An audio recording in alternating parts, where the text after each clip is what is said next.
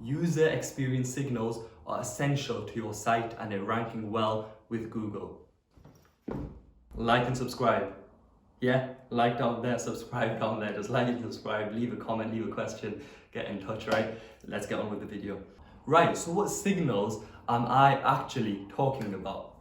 Bounce rate and time spent on your site before your user leaves. Those are the UX signals that we're looking for. What you need to guarantee is that your keywords that bring your user to a page correspond to the content you are speaking of on that page.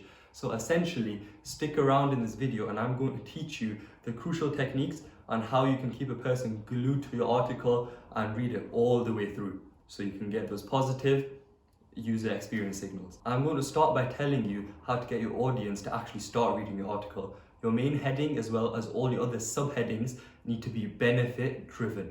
What do I mean by benefit driven and why will this help us greatly? For example, with an article title such as SEO for physiotherapists, it's plain and simple. But SEO for physiotherapists to bring you new leads weekly is a great example of bringing in benefits in that title. Furthermore, splitting up your post into categorized subheadings makes the writing a lot more inviting rather than just having blocks of text.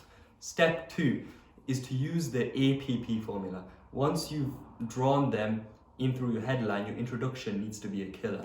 This is why you use the APP formula. They stand for agree, promise, and preview.